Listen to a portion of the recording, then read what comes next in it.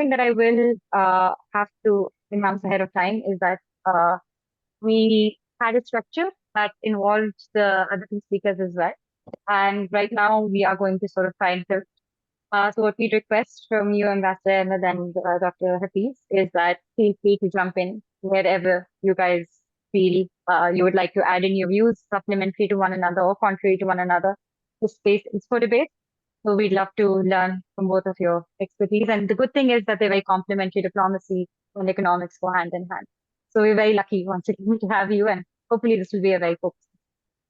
So with that, I'd like to formally begin. So Bismillahirrahmanirrahim. Assalamu alaikum everyone, and welcome to today's session titled Pakistan at 77, Triumphs and Trials. My name is Nabiha Ahmed, and I am the Director of Programs at PSAC. On behalf of Fareeb Shahid, our esteemed president, who could not be with us today, it is my privilege to welcome you to today's event. The PSA Coalition aims to unite Pakistan's brightest young minds through constructive dialogue on the country's most pressing issues. Our mission is to contribute as students towards a future of stability and prosperity by celebrating Pakistan's vibrant diversity, fostering critical discourse for which we are gathered here today, and building a global network of support for Pakistani students. To that end, we are honored to be hosting two of our foremost thinkers in Pakistan at today's critical discussion. Ambassador Shamshad is the former Foreign Secretary of Pakistan. He has also served as Pakistan's permanent representative to the United Nations and as the chair of the Economic Cooperation Organization. His deep understanding of global affairs provides a unique perspective on Pakistan's diplomatic successes and challenges, and we are very lucky to have him here with us today. Likewise, joining us is Dr. Abdul Hafeez Shaikh, an eminent economist and has twice served as the Finance Minister of Pakistan. He has held international positions at the World Bank and Harvard University.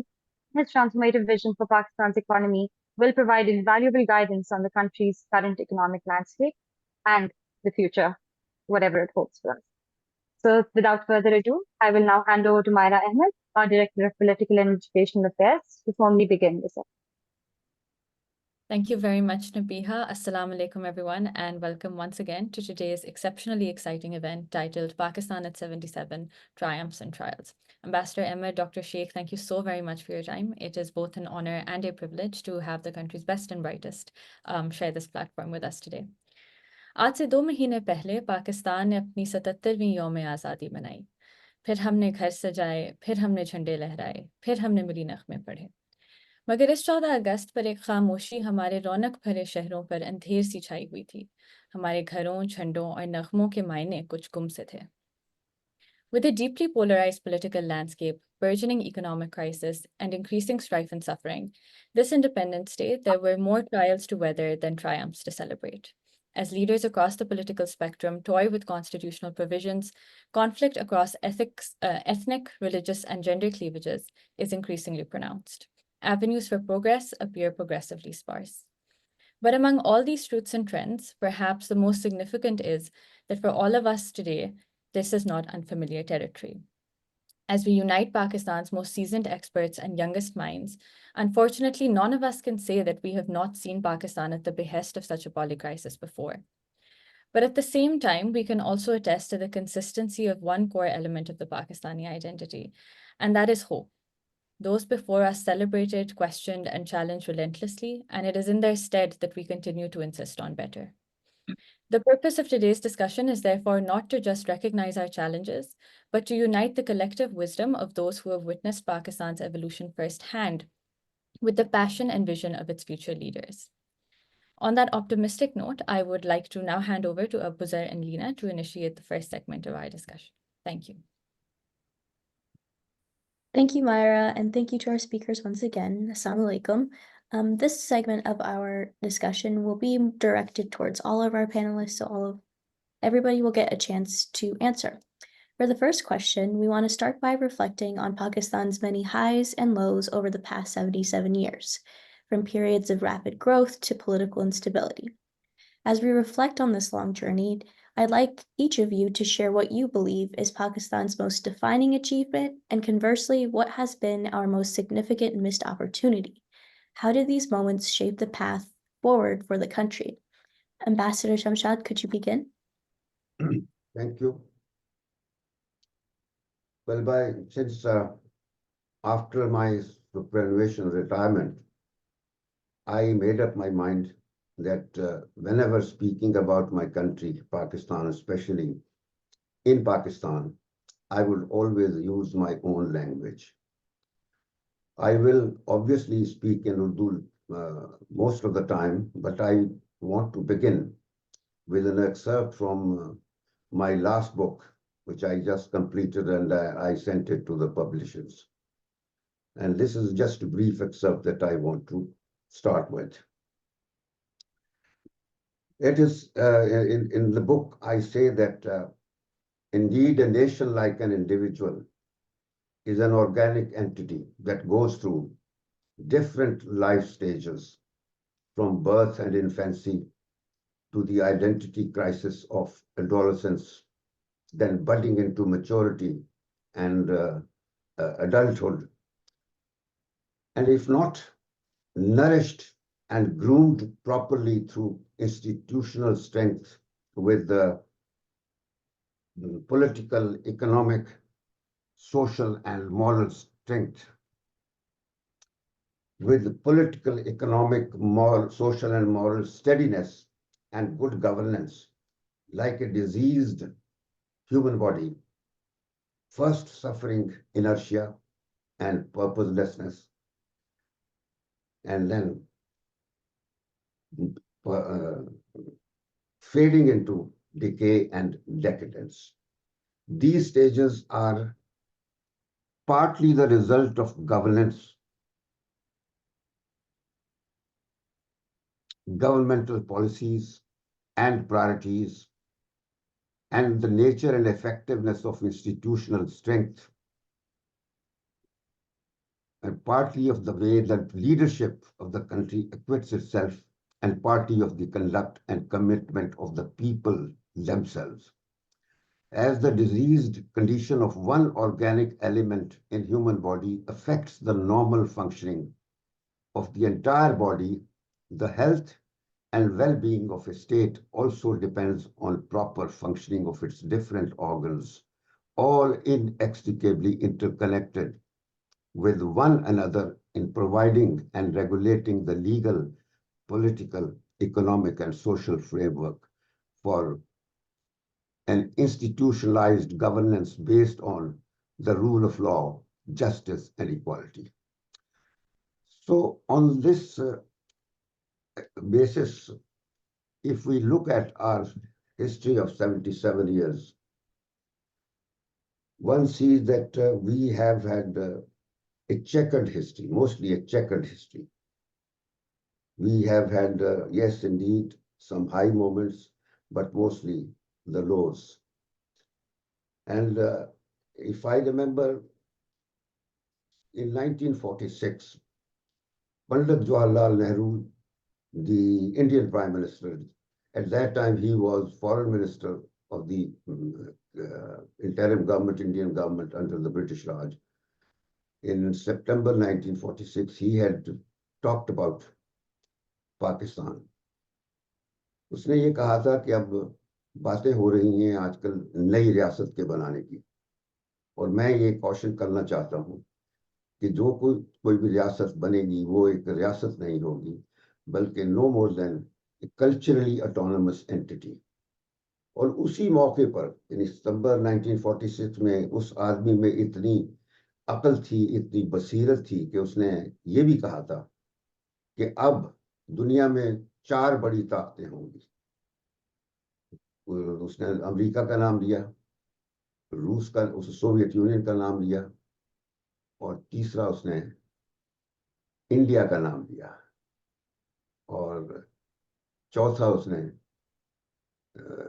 Britain का नाम नहीं लिया, China का नाम लिया. अभी China आजाद नहीं हुआ था, उस वक्त चाइना 49 में आजाद हुआ था, लेकिन पंडित नेहरू की जो पेशबीनी थी वो इतनी अच्छी थी, ज्यादा थी, कि उसको पता था कि अब चाइना बड़ी ताकत होगा. तो चाइना, अमेरिका, सोवियत यूनियन और इंडिया. उसने ब्रिटेन का नाम इसलिए नहीं लिया था कि उस वक्त ब्रिटेन जो था वो अपनी जवाल, जो मैंने एक स्टेटहुड की बात दी है ना आपको, ऑर्गेनिक एंटिटी, तो बरतानिया उस वक्त अपनी اسٹیٹ ہوڈ کے زوال کی طرف تھا, ڈکے اینڈ ڈیکیڈنس کی طرف تھا.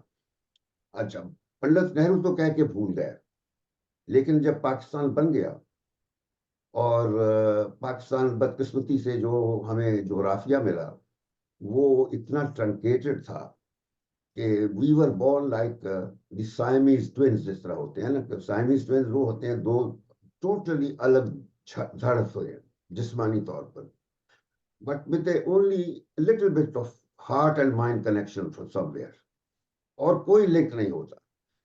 تو پاکستان کا جو جیو پولیٹیکل سیناریو تھا وہ تو بہت اچھا تھا, کہ ان دا سینس کہ اس کی امپورٹنس اتنی تھی کہ یہ بعد میں کولڈ وار کی وجہ سے اور بھی اہمیت اختیار کر گیا تھا, اور ہمیں اس کے بعد کئی اچھے مومنٹس آئے. لیکن بدقسمتی سے ہم نے اپنی جیو پولیٹیکل لوکیشن کو بجائے ایسٹ بنانے کے, ہمارے حکمرانوں نے, میں کہوں گا حکمرانوں نے ایسٹ بنانے کے اس کو لائبلٹی بنا کے رکھا. تو شروع سے ہی ہمیں مشکلات کا سامنا تھا جائز طور پر. انفیکٹ ہماری جو اسٹرگل ہے جو 77 ایئرس کی, it has been a perennial quest for survival.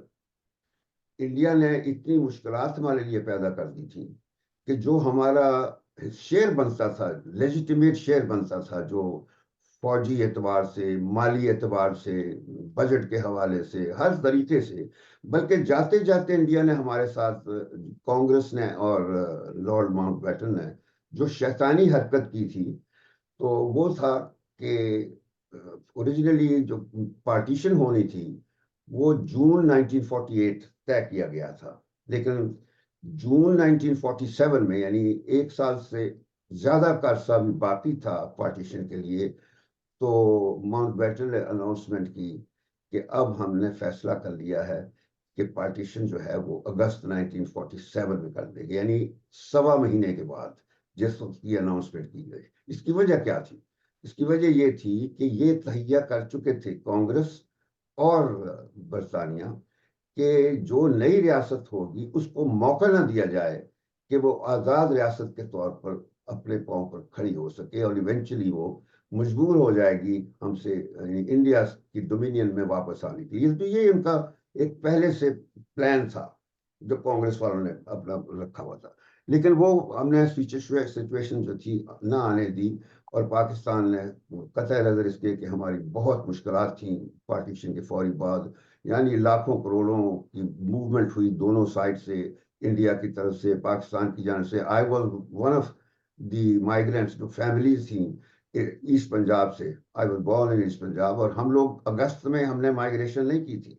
ہم لوگ, میرے بزرگ جو لوگ تھے وہ بیٹھے رہے انڈیا میں اپنے گھروں میں, because we thought Punjab will never be divided.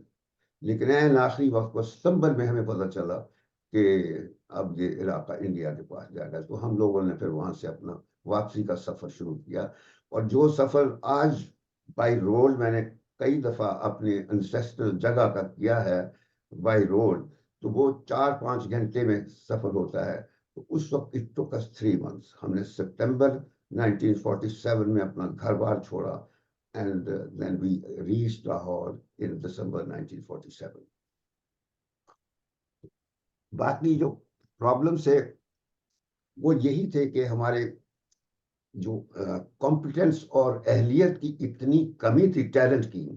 Quaid Azam نے فوراً ہی وہ 7 اگست کو وہ دلی سے کراچی آ گئے, اور انہوں نے جو لاہور کا حال اور کراچی کا حال, سارے پاکستان کا جب حال دیکھا, تو پہلے چند مہینوں میں ہی ان کو اتنی مایوسی ہو گئی تھی پاکستان میں ان لوگوں کے کیلیبر کی, جنہوں نے, ان کو پتہ تھا قائد اعظم کو کہ وہ جلدی چلے جائیں گے کیونکہ صحت خراب ہو رہی تھی, بلکہ مشکلات دیکھ کے ان کی صحت بہت زیادہ خراب ہو گئی, اور جلدی ہی ان کو ٹیوبرکلوسس ہو گیا, and he had to be taken to Ziarat جہاں پہ.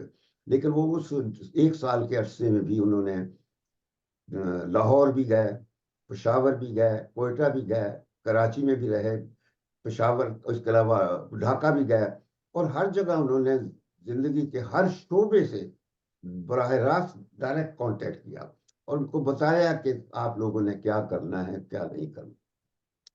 فوج کو انہوں نے قطعی صاف طور پر کہہ دیا تھا کہ آپ کا کام سیاست میں مداخلت نہیں ہے, آپ نے صرف فوج کا جو اصل کام ہوتا ہے ملک سرحدوں کی حفاظت کرنا، یعنی جو انٹیگریٹی کا خیال رکھنا، سولمنٹی آف دا اسٹیٹ، تو وہ کرنا ہے. تو اس کے علاوہ انہوں نے یوتھ کو اور بیوروکریسی کو یہ کہا تھا کہ بیوروکریسی کو خاص طور پہ یہ کہا تھا کہ یہ حکومتیں آتی رہیں گی، وزیر اعظم بنتے رہیں گے، منسٹر آتے رہیں گے، یو ول اسٹے دیئر. تو آپ لوگوں نے کام آئین اور قانون کے مطابق کرنا ہے، کسی سے خوف کھائے بغیر. اور جو لیجسلیٹرز تھے ان کو کہا کہ آپ کی پہلی ذمہ داری ہے ملک کا آئین بناؤ، قانون بناؤ. اور وہ بڑے بڑے مسائل کی نشاندہی کر دی تھی قائد اعظم نے. بدقسمتی یہ ہوا کہ کسی بھی سیگمنٹ نے جو ملک کا تھا، سوسائٹی کا، انہوں نے اس طریقے سے کام نہیں کیا جس طریقے سے قائد اعظم چاہتے تھے. قائد اعظم نے اپنے اصول دے دیے تھے، یونٹی، فیتھ، ڈسپلن تک بتا دیا تھا. انہوں نے برائبری، کرپشن، ہورڈنگ اور جو بھی پرابلمس ہیں ان کی نشاندہی کر دی تھی. اور ان کو پتا تھا کہ یہ انڈیا میں سب اپنے عروج پر تھی یہ باتیں. اور پھر مائنورٹیز کے ساتھ برا سلوک ہونا، ہندو مسلم دشمنیاں تھیں، تو سب باتوں کی انہوں نے آئیڈینٹیفیکیشن کر دی تھی. مگر اس ملک میں کبھی بھی ان باتوں کی طرف توجہ نہیں دی تھی. اور میں اگر آپ کو فرینکلی یہ کہوں کہ پنجاب اور سندھ یہ دو ایسے صوبے تھے جہاں انگریزوں نے 100 سالہ راج میں کبھی بھی پولیٹیکل پروسیس نہیں کروایا تھا. پولیٹیکل پروسیس سے مراد پورے انڈیا میں سوائے ان دو حصوں کے پورے انڈیا میں انہوں نے پولیٹیکل پروسیس کیا تھا. الیکشن شروع کروا دیے تھے، کونسلیبل تھی، لوکل باڈیز تھیں، تو وہ باقاعدہ گورنمنٹ ایکٹس بنتے تھے. 1909 میں بنا، 19ویں صدی کے آخر میں بھی بنا، 1935 میں باقاعدہ ایک قانون بنا، آئین بنا. تو اس طرح ان ساری علاقوں میں جو ہندوستان کا حصہ بنے ایک پولیٹیکل پروسیس تھا. اور وہاں پہ کانگریس پارٹی انگریزوں نے ہیلپ کیا تھا ان کو بنانے کے لیے، اور ہندوؤں کی پارٹی تھی 1885 میں. اور وہ مڈل کلاس لوگوں کی تھی، پڑھے لکھے لوگ تھے، اور most of them were educated in England. تو وہ جب 47 میں آزاد ہوئے تو یہ ایک بڑا ڈفرنس تھا پاکستان اور انڈیا کے درمیان، کہ انڈیا میں کانگریس پارٹی ایک بنی بنائی منی پارلیمنٹ کا درجہ رکھتی تھی. ویل ٹرینڈ لوگ تھے، ان کو پتا تھا گورنمنٹ کا کام کیسے چلنا ہے. تو پہلے 3 سالوں میں انڈیا میں کانگریس پارٹی کی حکومت تھی. انہوں نے پہلے 3 سالوں میں ملک کا آئین بنا لیا، ایڈمنسٹریٹو ریفارمز کر دی، اکنامک ریفارمز کر دی، لینڈ ریفارمز کر دی، ساری جو ملک کی سٹیٹس تھیں ان کا مرجر کر دیا، انٹیگریٹ کر لیا ملک کے اندر سب ریاستوں کو، اور فوج کا رول ڈیفائن کر دیا، مکمل طور پر ڈیلینیٹ کر دیا. مجھے مثالیں دینے کی ضرورت نہیں، کیونکہ ایک مثال یہ تھی کہ نہرو کو جب وہ اس نے حکومت سنبھالی تو آرمی چیف جو تھا وہ اس کو مبارکباد دینے چلا گیا تھا. تو جب اس کو پتا چلا کہ یہ آرمی چیف آیا ہے مبارکباد دینے، تو اس نے اس کو کہا کہ تم ڈیوٹی پہ نہیں گئے آج؟ تو وہ کہتا ہے جی میں آپ کو مبارکباد دے رہا ہوں. تو اس نے اسی وقت ڈیفینس سیکٹری کو فون کیا کہ تمہارا آرمی چیف جو ہے میرے پاس آ گیا ہے، اس نے ڈسپلن توڑا ہے، میں اس کو ابھی ڈسمس کرتا ہوں، تم نیا نام مجھے تجویز کرو. تو یہ this is what how the government of state function.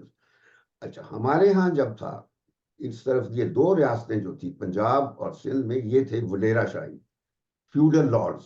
کیونکہ یہ وہ انگریزوں نے ان دو صوبوں میں بنیادی طور پر اپنی پولیٹیکل اسٹرینتھ کے لیے ان کو بالخصوص پنجابیوں کو یہاں سے ریکروٹمنٹ کرتے تھے.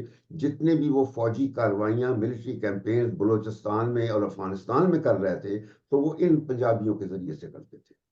تو اس طریقے سے دونوں صوبوں کو محروم رکھا تھا. اور جب پاکستان بنا، جب کانسٹیٹیوئنٹ اسمبلی بنی، تو آپ کو تو پتہ ہونا چاہیے، تاریخ کے اسٹوڈنٹس کو تو پتہ ہے کہ ہمارا پہلا گورنر جنرل ایک بیوروکریٹ تھا، غلام محمد.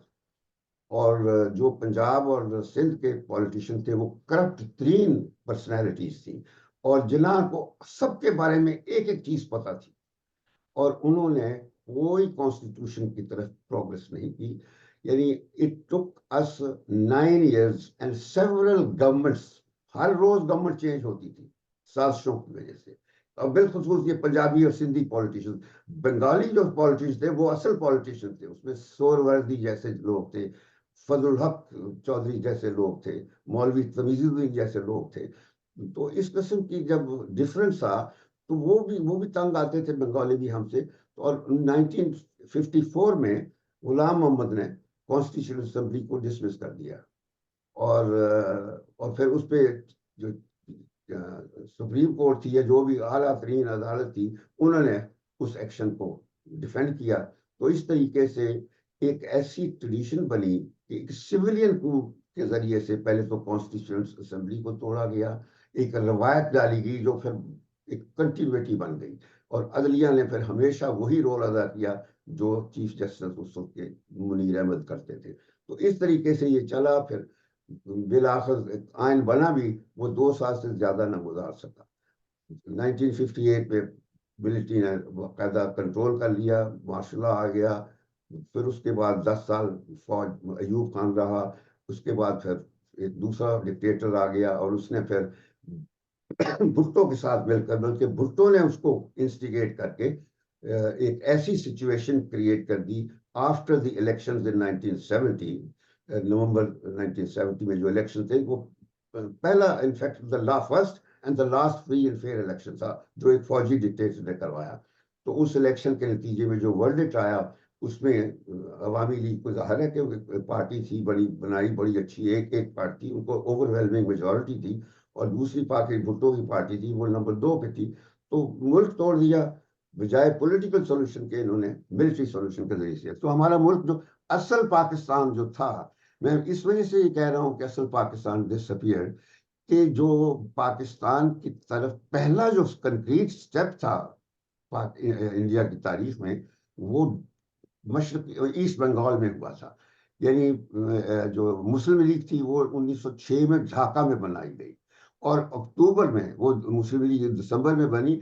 اکتوبر 1906 میں بنگال میں ایک 35 ممبر ڈیلیگیشن مسلمانوں کا, جس میں زیادہ بنگالی تھے, وہ سب سر آغا خان کی قیادت میں وہ ایک ڈیپوٹیشن لے کر گئے, جس کو سمرا ڈیپوٹیشن کہتے ہیں.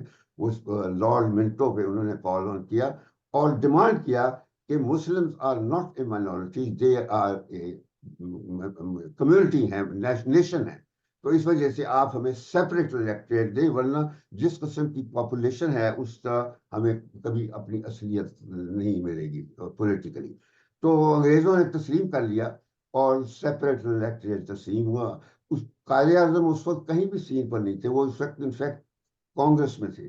تو بہرحال اس کے بعد پھر 1916 میں قائد اعظم نے کوشش کی ہندوؤں اور مسلمانوں کو اکٹھا کرنے کی, وہ نہ کر سکے, اور بالآخر وہ مسئلہ بھی ختم ہو گیا. پھر 1940 میں قائد اعظم کے علامہ اقبال کے کہنے پر قائد اعظم واپس لندن سے آ کر انہوں نے پھر پاکستان کی جو ہے اسٹرگل کی, اور ان 7 سالوں میں وہ معجزہ بنایا, پیدا کیا, جس کا تصور علامہ اقبال نے دیکھا تھا, اور جس کے تصور کے ساتھ قائد اعظم نے پاکستان کو ایک آزاد اور خود مختار اور خوددار ریاست بنایا.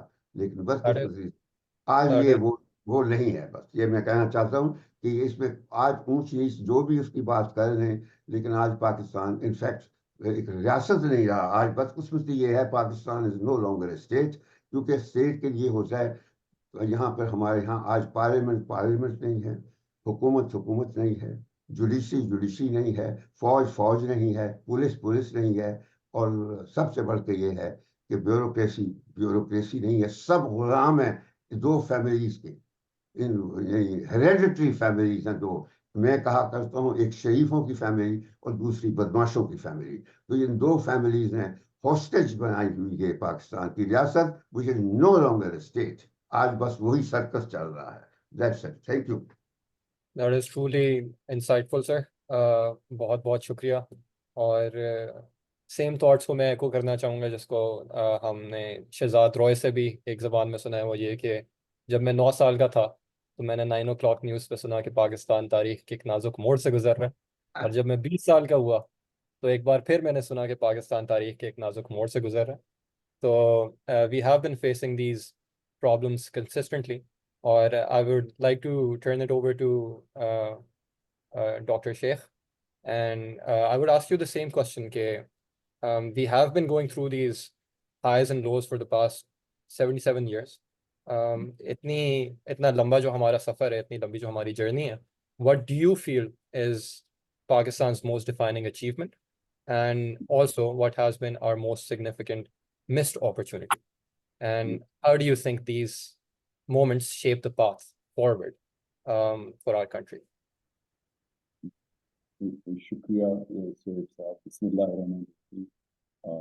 Assalamu alaikum, dear friends.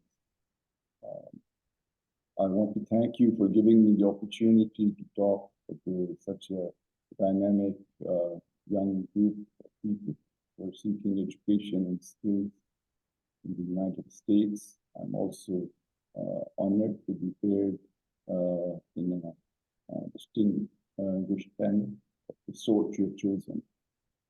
देखिए, जब मैं ये सोचता हूँ कि पाकिस्तान का significant moment क्या है in its 77-year history, so several candidates come to mind, which have shaped the dynamics of Pakistani society, our culture, our way of life, and had grave consequences upon our country, its welfare, and its prosperity. I can think of 27 October 1958, when a commander-in-chief walked into the corridors of power and declared himself the ruler of Pakistan.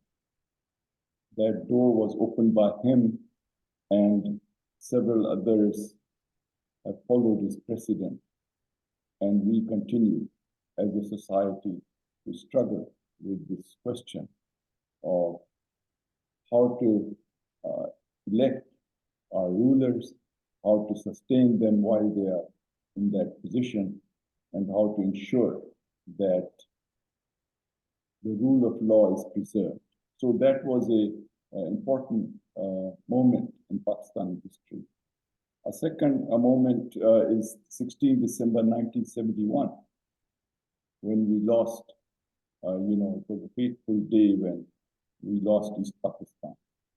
And that was a consequence, a tragic consequence of geography, of unfulfilled expectations, and appalling incompetence.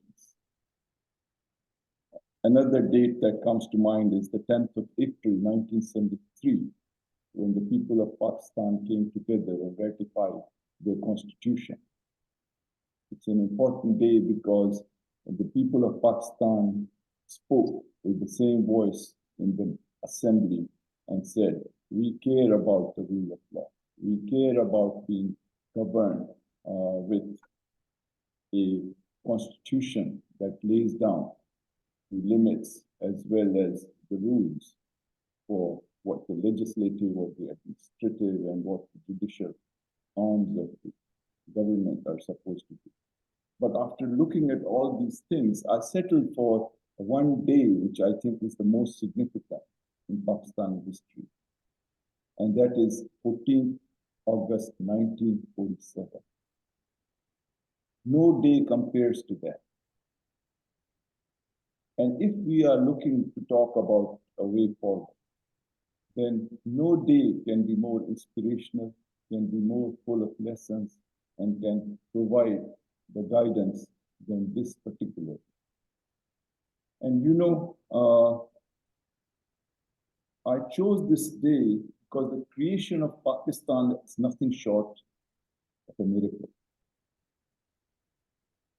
In 1930 at Allahabad, Pakistan was only the dream of a poet. Wow. By 1940, in the shadow of the Badshahi Mosque, it had become a resolution, the Pakistan resolution, which you've been to Lahore, you see the Minar of Pakistan celebrated. Muslims all over India assembled there and said, yes, we do want a country. And in only 7 years' time, when Jinnah landed in Karachi, their dream had become a reality. Pakistan was born, and Jinnah had become Qaeda. So this is a phenomenal journey that took place. Why? Because we came together. Why? Because we overcame the odds. Why? Because we believed in the nobility of our cause. Why? Because we were willing to sacrifice. We were willing to pay a price. And why? Because we believed in our destiny. And of course, we felt that no matter the odds, if we stay together and we pursue a worthwhile goal, and above all, we had leadership. Leadership that had a vision, that had dynamism, that had honesty, that was willing to work excessively hard for the sole purpose of delivering for the people of Pakistan. And so if we look back now and say, yes, over the 77 years, mistakes have been made. Yes, bad choices have been adopted. Yes, there have been times when the wrong policies have been pursued. Yes, we have not always done a good job of implementation. Yes, we've neglected sometimes certain parts of our country, almost all the time, are women.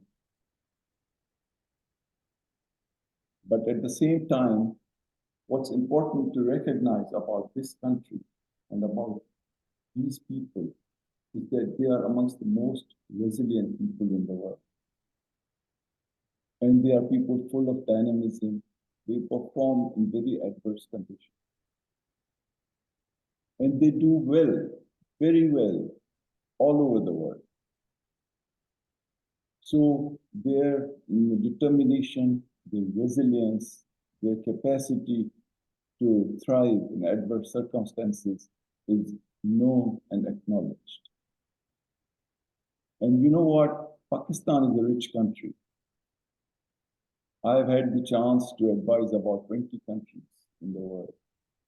And you know, in many respects, Pakistan is second to none. It has 800 kilometers of coastline. It has one of the world's best irrigation systems. It has about, I think, 80 million acres of irrigated land, which is fertile. It has all kinds of crops. It has all kinds of minerals. It has all kinds of natural resources. And yet the people are poor. It's a rich country with poor people. But the resources are there, they provide the framework, they provide the basics. So if we are going to go forward, and you know, I don't want to speak a lot in the first session because I know there are subsequent questions and we would like to have an interactive discussion rather than, you know, us just going on and on. But we have to think now, what are the big facts of Pakistan? What is to guide us in the future? I think what I would propose for the purpose of this discussion is that we learn from the best practice lessons from the rest of the world. And we see how we can learn from our own history and experience and combine and marry the two to chalk out a way forward. So if I look at what are the lessons from the rest of the world as a student of development, I find that if you look at, you know, there was a study that looked at 13 countries that had growth rates over 7% for a 15-year period continuously. And what they found about those countries is, number one, they took the most advantage of the rest of the world. And I mean it in a positive way, that they were able to sell their products, they were able to attract them to do business with them, they were able to, you know, develop alliances to promote welfare of their people. Second, they tried to have macroeconomic stability. It wasn't that one day you do one thing and the next something else. So a period of macroeconomic stability. Third, they demonstrated a competence and talent at the level of the governments. And fourth, they relied on the markets and not having the government do everything. And another important thing we learned from the development experience of the successful countries is that they did not ignore their people. You see, you cannot have developed countries with undeveloped or underdeveloped people. And now if we look at our country and see, what are the big facts of Pakistan? As a student of Pakistan, what do I see that have cast a shadow on Pakistan's economy and have in some way subverted our march towards prosperity? So if I look at some of the big facts, here are a few. Number one, no Pakistani prime minister since 1947 has ever completed its term. None. And the first prime minister, Liaquat Ali Khan, remains the longest serving single tenure prime minister in the history of this country. So when we talk of predictability of policies, when we talk of continuity of reforms, this is a big fact staring at us. And we have to pose this question in moving forward, that what are the remedies to be adopted and how can we go about it? Second big fact is that throughout our history, we are always involved in one or the other kind of war or conflict. It's the Cold War, or it's the India wars, or it's Soviet-Afghan wars, or it's the security wars, or so-called terrorist wars, or hybrid wars. We are always either preparing or participating or recovering from war. So that's again something, it's a difficult neighborhood, and we live in an environment that is sometimes precarious, but we have to think about how to deal with this particular issue. The third thing is that, and I think as an economist, I want to really emphasize it, and I would like that we have that conversation some more, is that we have done a pathetic job of being integrated in the global economy. Throughout our history, no matter who is ruling, whether it's military or civilian, whether it's party X or Y, we do equally bad. And our exports remain less than $30 billion. In 1990, I was at Harvard then. I was asked to go to Vietnam and give a speech to the cabinet on how the so-called market economy works. And when I landed in Hanoi, their capital, I did not see a single car. And I'm not exaggerating to make a point. In fact, there wasn't a single car. And you know what their exports are now? They are in excess of 50 billion. And ours are 30 billion. Their shoe exports are 23 billion. So we have to figure out a way that to do business. And at the same time to see how we can also attract others to come and do business with us. The highest number of foreign investment in any country in Pakistan has never exceeded $2 billion. When we need not 2, but maybe 20 or 50 billion dollars. So what is it about us that we don't like to do business? And what is it about us that we cannot attract others? And this is an area that's open and I think should be pursued to figure out a solution. A final point I want to make is that we have to think of Pakistan not as a place where there is an almighty federal government in Islamabad which runs everything. You see, Pakistan has evolved and changed in many respects. And one of those is that we have 5 governments, at least 5 governments in Pakistan. And the provinces, in fact, are richer and have more resources than the federal government. In fact, 57.5% of our national resources are given to the provinces, and only 42.5% are kept by the center.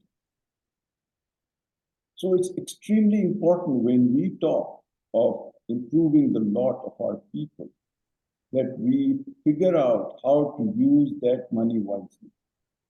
Because look, the things that matter to people, which are not just economic numbers and pure statistics, but those that affect the quality of life of our people. What are those?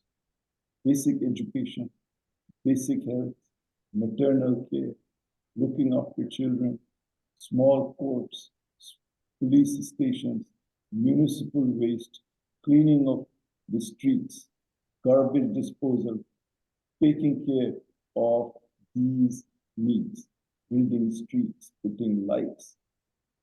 All this is in the domain of the provinces. So if we are to, have a meaningful dialogue about all of Pakistan, we cannot just keep focusing on what the finance minister or foreign minister is doing in Islamabad. But we need to focus on Karachi and Lahore and Quetta and Peshawar and figure out how best to use this money wisely to make an impact on the life of our people. Those are very valid and very thought-provoking points, sir. And as we continue to learn from both of you, we will, I will now hand it over to Myra and Nabiha for speaker-specific questions.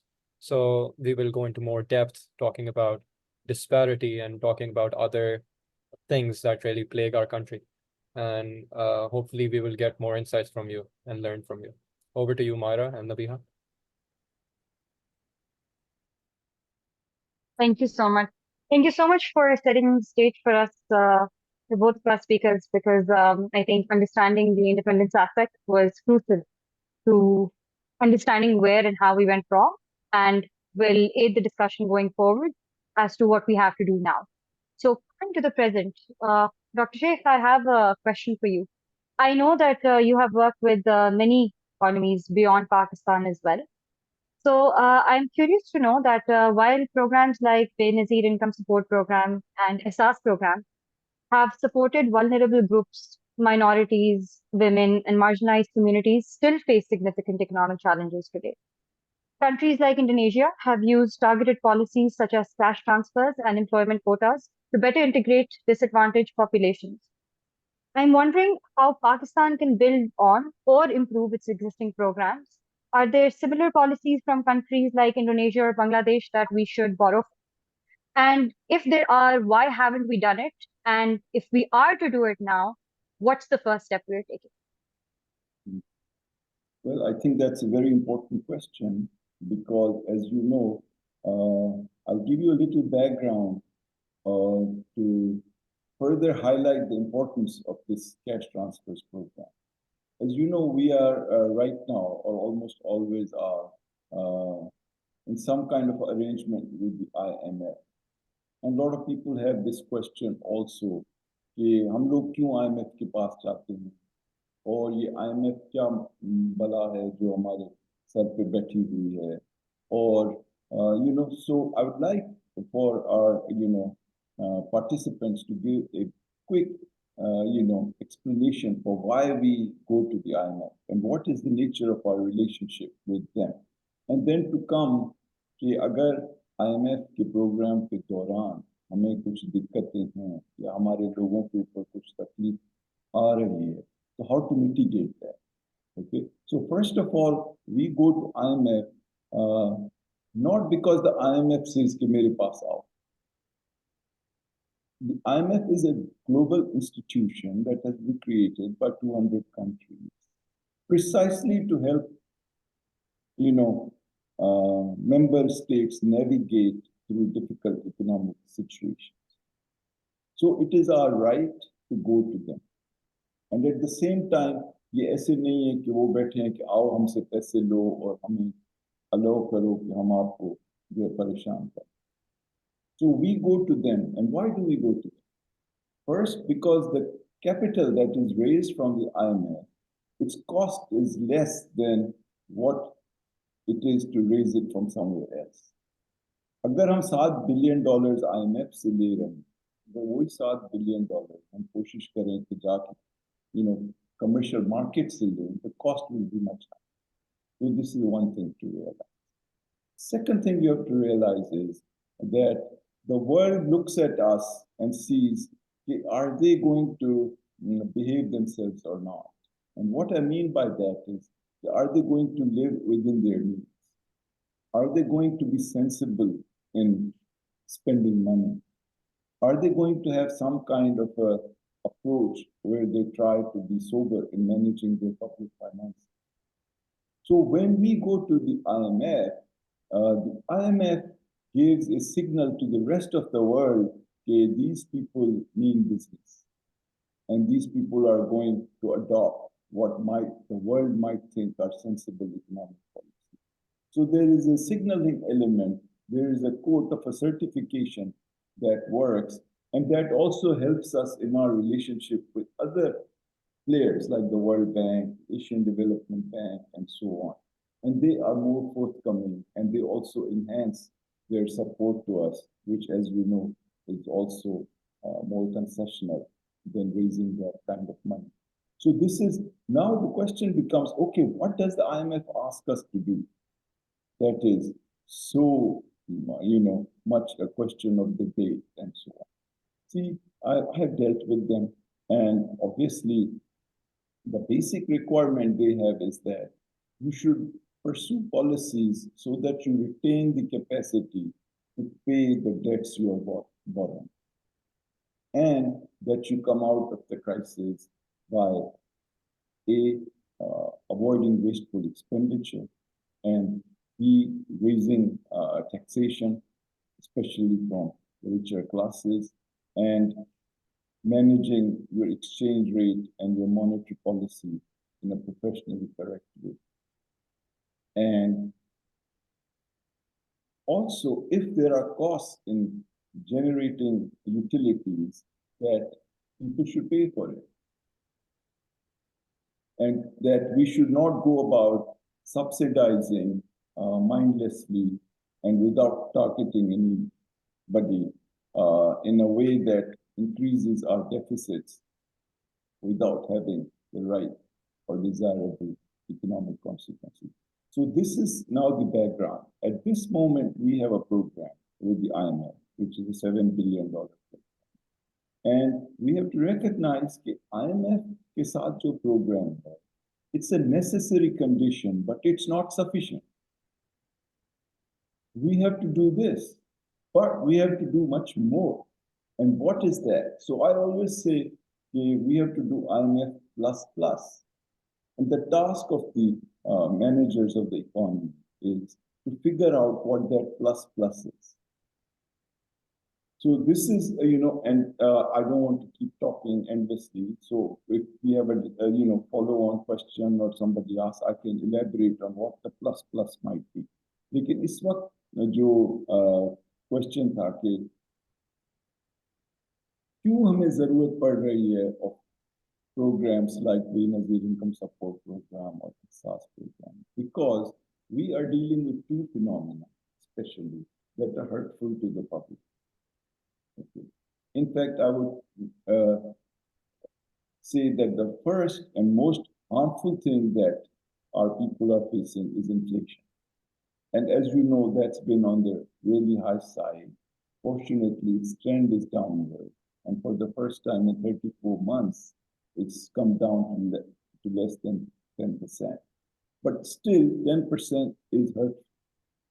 And if it follows a pattern of high inflation, it's on top of all that.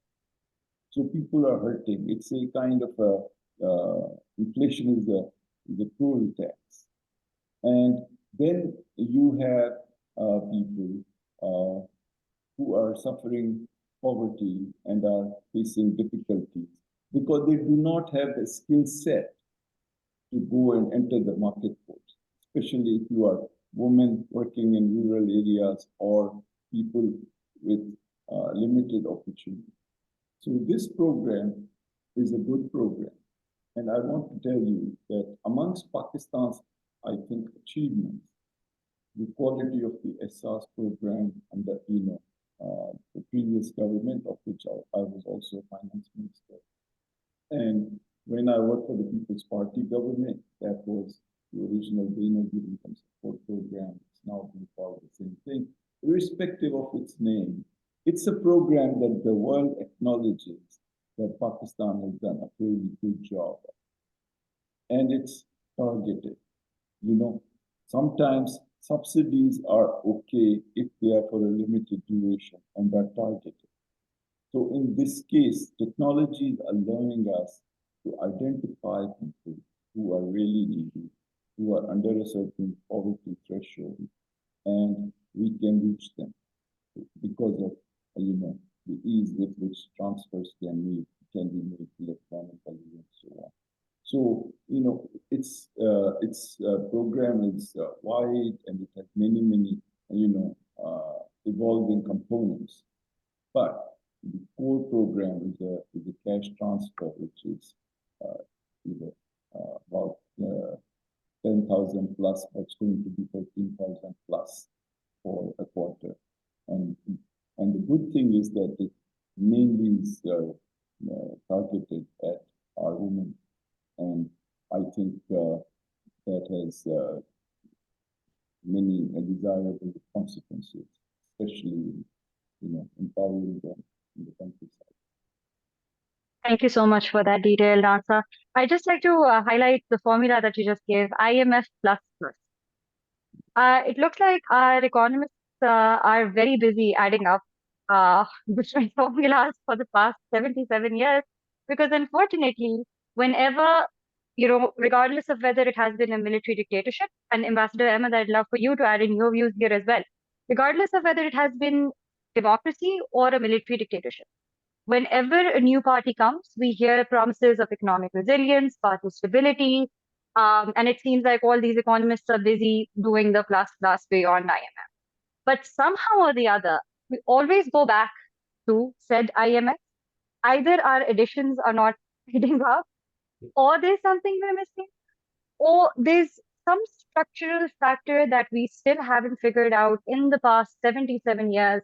And if either of you could please weigh in on what that missing link is that keeps the chain from linking together and becoming stronger, we'd really appreciate it. And if you could just give it in the most concise way possible, because I do know Myra has a few questions lined up and she's been messaging me. Give the stage to her. So if you could just weigh in on this, that'd be great. Do you want me to respond, or do you want Shamshad Saab to respond? Ambassador Ahmad, would you like to weigh in first, and then we can hear from Dr. Or would you like him to take the stage? The next question that Myra has is for you. To me? Yes. So would you like to add into my question? Would you like Dr. Hafeez to answer, and then Myra can ask it the next? Is that okay? Shamshad Saab आपसे पूछ रही हैं कि would you like to add? मेरा ख्याल से ये अच्छा मुझसे क्या पूछ रहा है, आपने पूछा क्या है मुझे जी बताइए। मैं आपसे IMF के पूछ बारे रही में। हूँ कि जो जी IMF प्लस प्लस डॉक्टर साहब ने अभी हमें फॉर्मूला दिया, और मेरा सवाल बहुत सिंपल है, वो ये है कि आज तक हमारी क्लासेस ऐड क्यों नहीं की, और आज तक हम IMF के पास वापस क्यों जा रहे हैं? अब तक 77 years में we should have figured it out. छोड़ दीजिए, मैं जवाब देता हूँ। Thank you. जी, I am a diplomat, I am foreign service मेरा प्रोफेशन रहा है, और हमारी फॉरेन सर्विस में economic diplomacy has been a buzzword जो हर प्राइम मिनिस्टर आकर बोला करता था कि जी इकोनॉमिक डिप्लोमेसी को मैं बहुत अहमियत देता हूँ। और मुझे अच्छी तरह याद है, मैं 1972 में आई वाज इन पेरिस, तो वहाँ पे असल ये IMF का काम पहले पेरिस में हुआ करता था, पेरिस क्लब होती थी। तो मुझे अभी तक याद है अनवर आदल और अकबर आदल आया करते थे वहाँ, ये जो ब्यूरोक्रेट से। अब हमारे यहाँ तो इकोनॉमिक एक्सपर्ट्स हैं ना, अब हफीज शेख साहब को बदकिस्मती से इन लोगों ने इस्तेमाल नहीं किया, हालांकि इकोनॉमिस्ट का काम है कि इकोनॉमी को हैंडल किया जाए और ये देखा जाए कि IMF का रोल क्या है। اور کیپٹل جنریشن کیسے کیا جا سکتا ہے، کیونکہ قرضے جو ہوتے ہیں، لونز جو ہوتے ہیں، ڈیٹس جو ہوتے ہیں، وہ کیپٹل نہیں ہوتا، وہ ایک لائبلٹی ہوتا ہے. liability. تو I'm very familiar with these loans and debts Paris club کے زمانے سے. تو میں ہمیشہ خلاف رہا ہوں، اور جب بھی میں صرف میرا تو لاسٹ جو فورن سیکرٹری کا جاب تھا، اس وقت I was in a position where I could try to persuade the prime minister کہ بھی یہ ہونا چاہیے، یہ نہیں ہونا چاہیے. اور میں نے I did my utmost to persuade him کہ بھی تم قرضے ختم کرو. لیکن یہ قرضے ان کی جو رگیں ہیں نا ان کے اندر چلے گئے ہیں، اس کے بغیر یہ گزارا نہیں کرتے. اور اس کی وجہ ایک خاص ہے، وہ یہ ہے کہ they have developed a perks and privileges culture for which they can never mobilize any funds from elsewhere. قرضے is the easiest money which comes to them، اور وہ بس صرف منت شنت کر لیتے ہیں اور پھر استعمال کرتے ہیں ہمارے اکانومسٹ کو یا پھر بینکروں کو. میں بینکروں کا فائنانس منسٹر بننے کے ہمیشہ خلاف رہا ہوں، کیونکہ جب بھی بینکرز آئے ہیں انہوں نے ملک کی اکانومی کو تباہ کیا ہے. اور شوکت عزیز کا پیریڈ دیکھ لیجئے، اس کے بعد شوکت ترین آیا تھا، اور ابھی یہ حالیہ آج کل بھی ایک بینکر لگا ہوا ہے. تو یہ جو لوگ ہوتے ہیں یہ آ کے حکمرانوں کو، پولیٹیشینس کو مسلیڈ کرتے ہیں. اکانومسٹ جنہوں نے بہت کم فائنانس منسٹر بنائے ہیں. جب ڈاکٹر محبوب اللہ کے زمانے میں مجھے یاد ہے، حالانکہ ڈکٹیٹرشپ تھی اس وقت یوفا کی، مگر اتنی اکانومی ہماری بہتر ہو گئی تھی، گروتھ ریٹ اتنا بہتر تھا، اور ہر لحاظ سے ملک تھا، لا اینڈ آرڈر کے حوالے سے، قانون کے حوالے سے. تو دوسرے ملک ہم سے سیکھا کرتے تھے. یہ جن ملکوں نے بعد میں ترقی کر کے اکنامک جائنٹس بنے، جس میں کوریا شامل ہے، انڈونیشیا، ملیشیا، خیر وہ اتنا نہیں سیکھے لیکن کوریا نے بہت کچھ سیکھا. تو میں یہ کہنا چاہتا ہوں، اور یہ ڈاکٹر حفیظ شیخ نے بھی بات کی، کہ ہمارے ہاں پرائم منسٹر کوئی بھی مدت پوری نہیں کر سکا. اس میں قصور کس کا ہے، یہ سوچنے والی بات ہے. بلیم ہر کوئی بلیم دینا چاہتا ہے کہ فوج نے نہیں کبھی کرنے دیا. میں یہ کہا کرتا ہوں، میں اگرچہ فوجی حکومتوں کے خلاف ہوں، مارشل لاء کے ڈکٹیٹرشپ کے خلاف ہوں. I have been leading processions on the mall when I was president Government College Students Union against Ayub Khan. بے تحاشا ہم جلوس نکالا کرتے تھے. But when I saw Ayub Khan operating in diplomatic field, 1968 میں I was posted in Iran.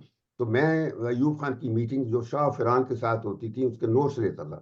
تو میں بڑا امپریس ہوا، بیکاز شاہ آف ایران بڑے ایروگنس کے ساتھ ایوب کو کہا کرتا تھا کہ you give up your contacts with Arabs, تم میری بات سنو. تو وہ بڑے اپنے پاکستان کے انٹرسٹ کو پروٹیکٹ کرتا تھا. تو میں ایوب سے پھر بعد میں امپریس ہوا. اور انفیکٹ جو وہ 10 سال تھے ایوب خان کے، they were the golden period of Pakistan's history, economically, politically, in every respect. یعنی قانون کا یہ اچھا حال تھا کہ اس وقت سائیکل پہ ڈائنامو لائٹس ہونا ضروری ہو گیا تھا، کمپلسری تھا رات کو. تو میرا ایک دن سائیکل کا ڈائنامو خراب ہو گیا، تو میں نے تانگا کرائے پر لے کے سائیکل کو تانگے پر رکھ کر گھر گیا تھا. I did not want to violate the law. یہ اس وقت حال تھا. سڑکیں صاف ستھری ہوتی تھیں. لیکن جب سے یہ پولیٹیکل گورنمنٹس آئی ہیں، یہ آفٹر ضیاء الحق، یہ جو ہے نا 1988 کے بعد جو الیکشن آیا ہے، باقاعدہ بینظیر بھٹو اور نواز شریف کا جو ٹرن بائی ٹرن کیروسل آیا ہے، تو اس کے بعد سے ملک جو ہے یہ ہر لحاظ سے اٹ از ڈاؤن ورڈ جا رہا ہے. یہ جو قرضوں کی عادت پڑ گئی ہے، یہ ان 10 سالوں کی پروڈکٹ ہے. اور اس کے بعد مشرف نے اس کو تھوڑا بہت کم کرنے کی کوشش کی تھی اور کسی حد تک کامیاب بھی ہوا. لیکن اس کے بعد پھر جو 2008 کے بعد کا پیریڈ ہے، انہوں نے بیسٹ یہ کیا کہ فوجی آرمی چیف کو آئی جی چیف پولیس بنا کے، کیونکہ ہمیشہ پولیس کے آئی جی کو یہ 3 سال ایکسٹینشن دے دیتے تھے اور جو مرضی کام اس سے کرواتے تھے. تو انہوں نے پولیس کو اپنے گھر کی باندھی بنا لیا، بیوروکریسی کو غلام بنا لیا، اور فوج کے آرمی چیف کو اب پولیس کا آئی جی پولیس بنا کے ان کو استعمال کر رہے ہیں اپنی اقتدار کے لیے، اپنے کنٹرول کے لیے. اور یہ 2 فیملیز ہیں which are using this system for their overbearing control over the country. It is یرغمال کیا ہوا ہے اور ہاسٹیج بنایا ہوا ہے اس ملک کو. تو کیسے، جو آپ کا سوال ہے آئی ایم ایف کا، آئی ایم ایف پلس کا، میں یہ کہنا چاہتا ہوں کہ آج کل کیا ہمیشہ ہمارا انڈسٹریل ویل جیم رہتا ہے، کبھی بھی پروڈکشن نہیں ہو رہی. کبھی سوچا نہیں ہے کہ پروڈکشن کے ذریعے سے جنریٹ کی جاتی ہے کیپٹل جو ہوتا ہے, ٹریڈ کے ذریعے سے ہوتا ہے, امپورٹ کو سبسٹیچیوٹ کر کے کرتے ہیں, اور اس کے لیے ایک باقاعدہ میکنزم دیا جاتا ہے گورنمنٹ کو, بیوروکریٹس کو, جو باہر ٹریڈ پروموشن کے لیے, وہ کبھی بنا نہیں ہے, کبھی نہیں بنا. اور نتیجہ یہی ہوتا ہے کہ ہر گورنمنٹ آتی ہے سب سے پہلے IMF کی طرف چلی جاتی ہے. تو جب تک ہم اپنے آپ کو ان قرضوں سے اتار کے, اور سب سے پہلے قدم جو اٹھانا ہے وہ یہ ہے اپنا سائز چھوٹا کریں. جتنی بیوروکریسی بڑی ہے دنیا میں, اتنی بڑی بیوروکریسی نہیں جتنی پاکستان میں ہے. 50% فورن ریڈکشن ہونی چاہیے, 50% فوج کم ہونی چاہیے, بیکاز اب we are a nuclear power. اب ہمیں ضرورت نہیں ہے اتنی نفری کی. تو بیسٹ اگر اکانومی کرنی ہے تو یہ 2 بڑی کٹوتیاں کرنی ہیں. اور اس کے علاوہ پرکس اور پریویلیجز ختم کرنے چاہیے. جس طریقے سے ڈاکٹر حفیظ شیخ اس سے اچھی طرح فیملیئر ہیں کہ جس قسم کی مراعات سرکاری ملازم لیتے ہیں, یا فوجی جرنیل لیتے ہیں, یا منسٹر لیتے ہیں, پارلیمنٹیرین لیتے ہیں, ججز لیتے ہیں, یہ سب ختم ہونے چاہیے. مثلا میں ایک چھوٹی سی مثال دیتا ہوں, یہ گرین نمبر پلیٹس والی گاڑیاں, یہ سرکاری خرچ پر یہ سب کو دی جاتی ہیں, اور 2 3 گاڑیاں ہیں ہر بڑے بیوروکریٹس پر, جج پر, جرنیل کے پاس. یہ گاڑیاں ختم ہونی چاہیے. میں نے بڑی کوشش کی, نواز شریف کے زمانے میں میں نے کوشش کی تھی, اور اس نے یہ اگری وہ کیا, لیکن بیوروکریسی اسٹل مینج. انہوں نے یہ کیا کہ گاڑیاں بند ہو گئیں, لیکن وہ پھر اسٹاف کاروں کو یوز کرنا شروع کر دیا. تو جب تک ایک قانون کے تحت آپ مانیٹائز نہیں کریں گے یہ چیزیں, ٹرانسپورٹ مانیٹائز کریں, اور ٹرانسپورٹ کسی کو ذمہ داری سرکار کی ہو جائے. اسی طرح گھر, یہ جو گھر ہیں پلاٹس دیتے ہیں, اسلام آباد میں ہر سیکٹری کو 2 پلاٹ دیے جاتے ہیں. میں نے ریفیوز کر دیا تھا, میں نے کہا مجھے کوئی گھر نہیں چاہیے, کوئی پلاٹ نہیں چاہیے, کیونکہ میں نے اپنے جیب سے ایک پلاٹ لے لیا تھا اسلام آباد میں. اس کے بعد I could never give a false affidavit کہ I don't have any property in Islam Abad to claim a government plot. تو میں نے کبھی کلیم نہیں کیا. تو میں کہنا چاہتا ہوں یہ گندی عادتیں, غلط عادتیں ان سیاست دانوں نے ڈالی ہیں, اور یہی ہیں جو طریقے بنا کے یہ ملک کو انہوں نے نچایا ہوا ہے. So they are having the country at their own finger پہ چلاتے ہیں. تو یہ اس وقت نہیں بدلے گا. اچھا ایک مثال میں دوسری دے دوں. ابھی آج کل ریلوے کو پرائیویٹائز کرنا چاہتے ہیں, ایئرپورٹ کو پرائیویٹائز کرتے ہیں. یہ لاہور کا اگر آپ اور کیا ہے GOR گورنمنٹ آفیسرز ریزیڈنسز دیکھ لیں ایک بار, thousands of acres زمین ہے وہاں, بڑے بڑے محل نما گھر ہیں جو سب سینئر بیوروکریٹس کے پاس ہیں, منسٹروں کے پاس ہیں. جس دن آپ اس GOR جو لاہور کا ہے یا سارے شہروں میں بڑے بڑے جتنے بنے ہوئے ہیں, ان کو پرائیویٹائز نہیں کریں گے اور مونیٹائز کریں ہاؤسنگ جو فار گورنمنٹ سروس, ان کو صرف پیسے دے دیجیے, الاؤنس دے دیجیے کہ یہ ہاؤسنگ الاؤنس ہے. کسی ملک میں یہ فیسلٹی نہیں دیتی اس طرح, جس طرح ہمارے ہاں لگژوریس لیونگ جو دی جاتی ہے سرکاری خرچ پر. ان گھروں کو مینٹین گورنمنٹ کرتی ہے, کروڑوں اربوں روپیہ ان چیزوں پہ خرچ ہوتا ہے, اور اس کو مینٹین کرنے کے لیے سٹاف رکھا ہوا ہے, گاڑیاں الگ سے دی جاتی ہیں. تو یہ چیزیں ایسی ہیں جو غلط ہو رہی ہیں. آج تک کسی کو اتنی کہنے کی جرت نہیں ہوتی کہ یہ اس چیز کو کریکٹ کروایا جائے. تو یہ تو ایک چیز ہوگی. اور ابھی جو آپ کے پاس آپ نے ذکر کیا ڈاکٹر حفیظ نے بھی, کہ جو میں اب بھول گیا پوائنٹ, دراصل میں بھول جاتا ہوں. تو بہرحال میں نے بس اتنا کہنا تھا, جو اپنا پوائنٹ کر دیا. اگر کوئی اور کوشچن ہو تو پھر کر دیجیے. Thank you. Thank you Thank so you. much for that, Maya. Before we hand over the stage to Maya, Dr. Saab, if you'd like to add in your few cents on this.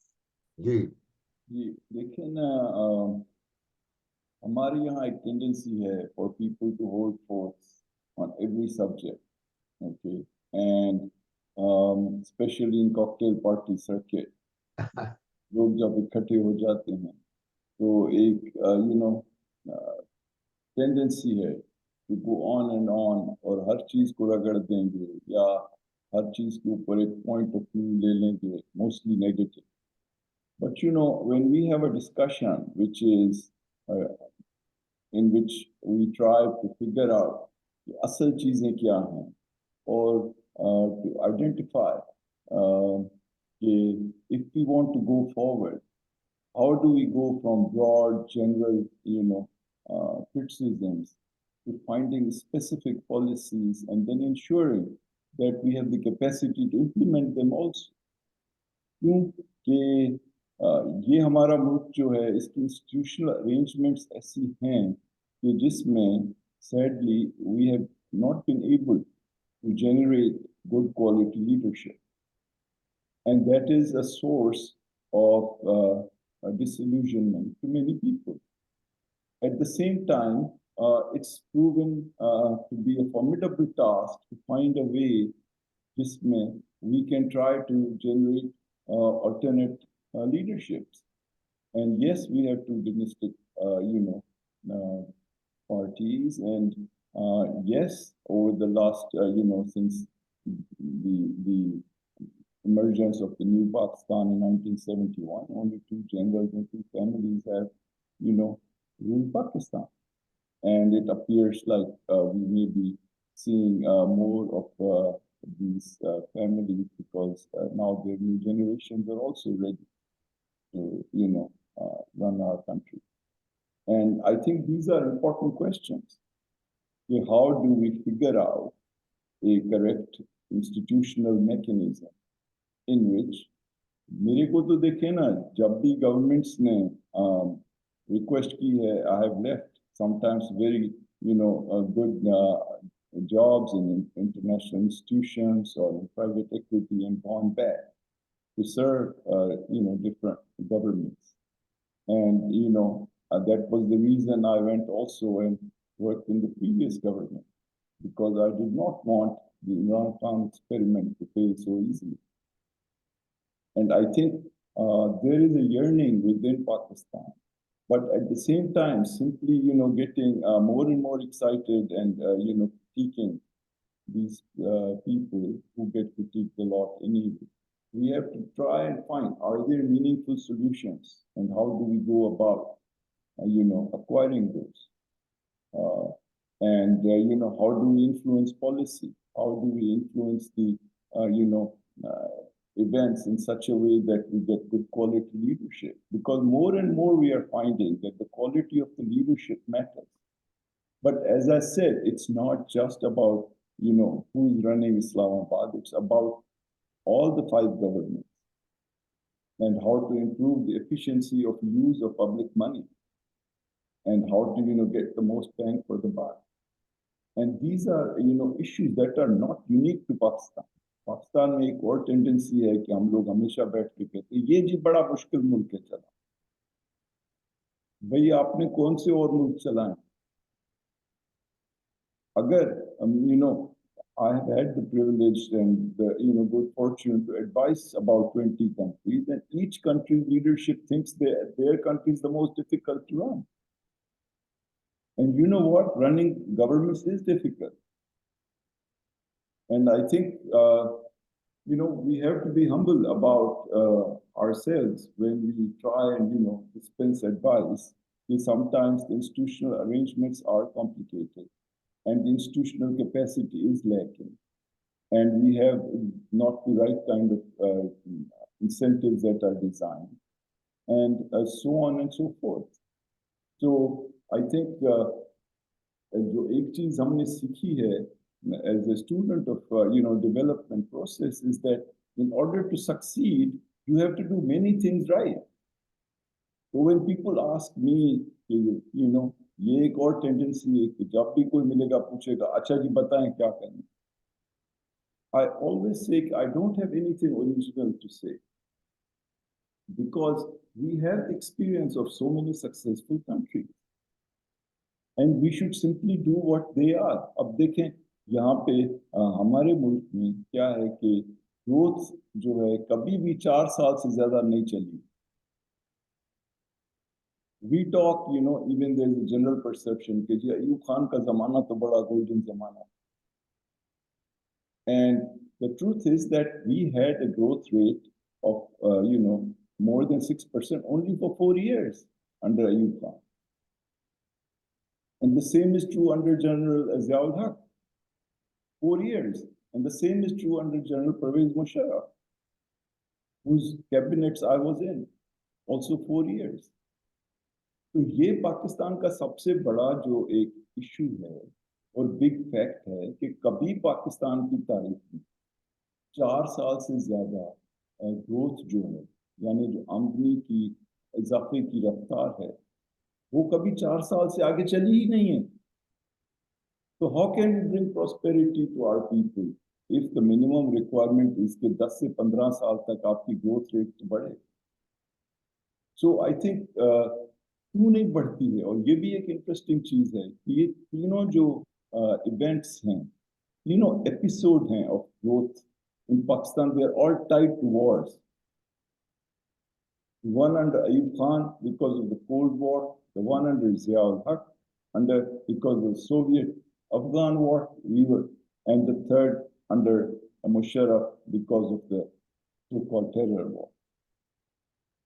We are fighting other people's wars and they are giving us money temporarily for those periods. So when the wars end, so does the assistance.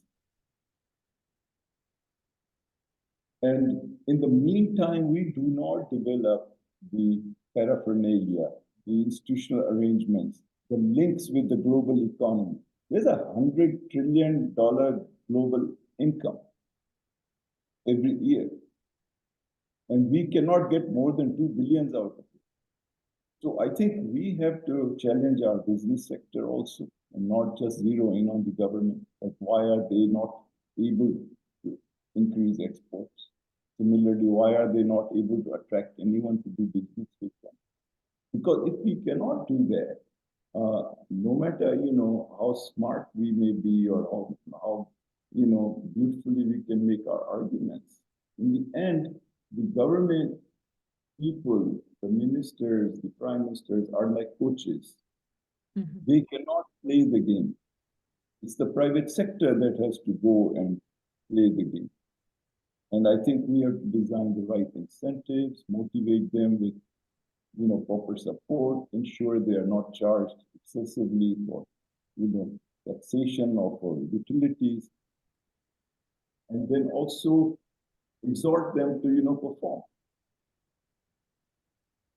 Great, thank you so much. Before I come back to Ambassador Ahmad, Dr. Shaikh, I'd just like to delve into a key point you made on learning from other developing countries and development stories. And when we discuss that academically, East Asian economies are the main point of discussion in this regard. And many arguments are made around the significance of their context, so their institutional environment, their state capacity, all of those things enable them to grow in the way they did. It is a general World Bank narrative as well that those stories cannot be replicated in all other contexts. But what's interesting that in Pakistan's case, we had many of the resources that they did too. We had access to US aid, we have a young population, we have a strong military. So ultimately, my question is, what did we get wrong? Because, there were so many things that we could have latched on to see development. And I think what Professor Dr. Shamshad was saying before that kind of drew on that. But I'd love to hear what you think is the main cause of our failure in that part. See, again, we have had multiple failures at different points, which have kind of interplayed and exacerbated the situation. So on the economic front per se, if you see what are the big facts, I already mentioned 2 big ones. Our failure to integrate globally. If a river is flowing and we are sitting on the edge thirsty, I think we can't say, हमारी देखें क्या आदत है, भाई आप swimming करना सीखें, जाएं, कूदें उसमें और participate in it. So second is Pakistan has sometimes been accused of being a country that never misses an opportunity to miss an opportunity. So I think we have had many good starts, but again, the dynamics of our political arrangements are such that we are unable to sustain a sensible course of policy for a long time. And also because we do not have dollars, we cannot, whether it's a person or it's a country, the basic logic, the simple logic is the same. So जिसके पास dollars नहीं है वो गरीब, And I think, instead of going into too much jargon, that's the simple concept.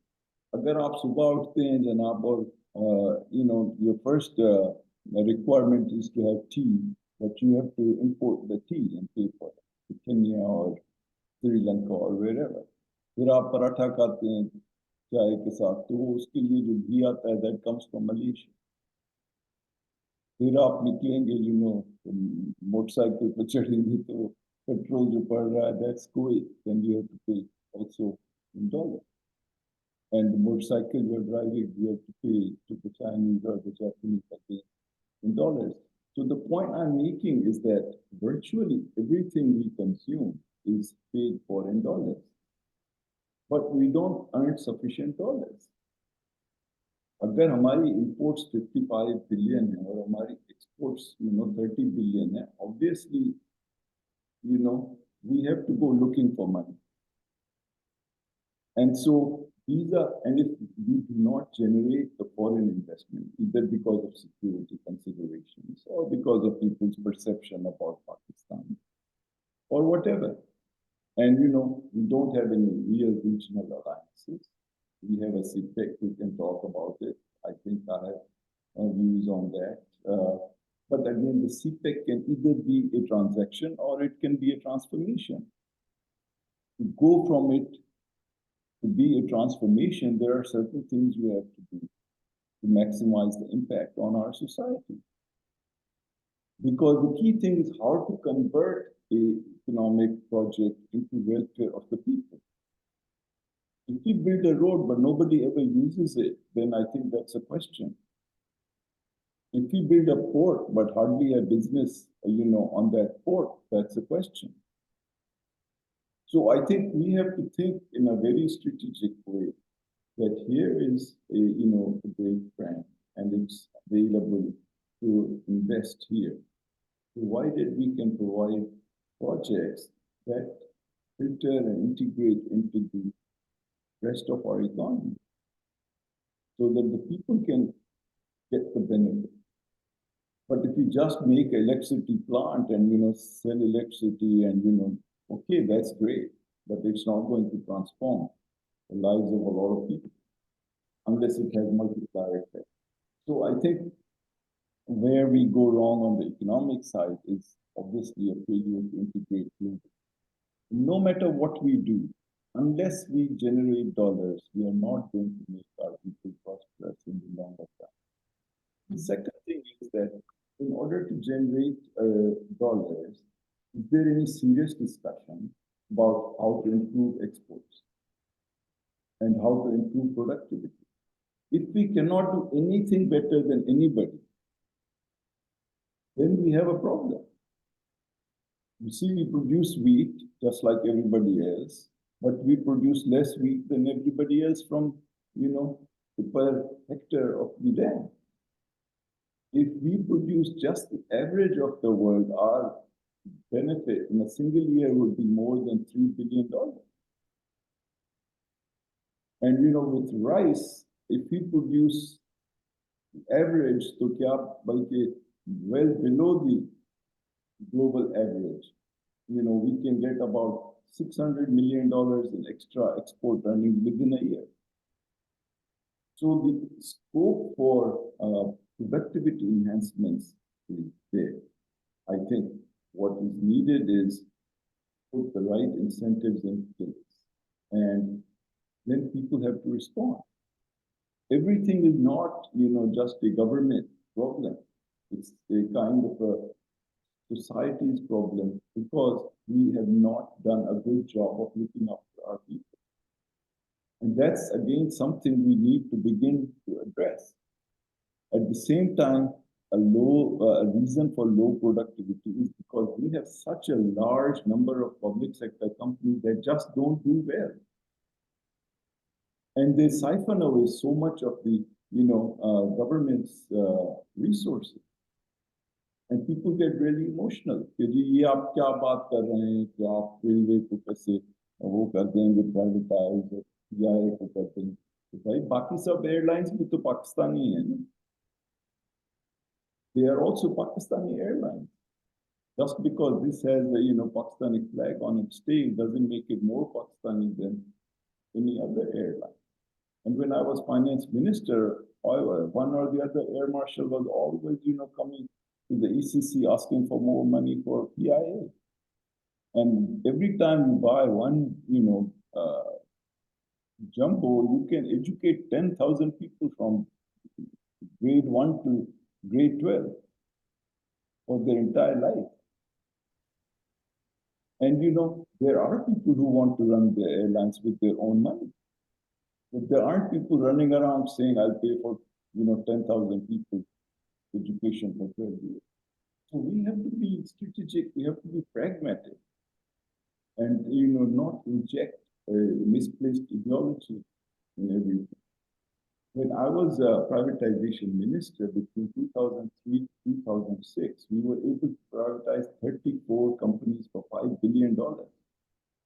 And these were companies that have been paying a lot of money to the government because they are reformed. Banks and, refineries and electricity companies and so on. So that's just, the way it should be. If we cannot perform certain things with private sector money and private sector talent, then we should take it on. National defense, of course, we have to pay for it. The court system, we have to pay for it. National security, we have to pay for it. And run it. And sometimes, you can pay for certain things, but still acquire people from the private sector to manage it better. And now let me share with you that I left this job in 2006 as a privatization minister.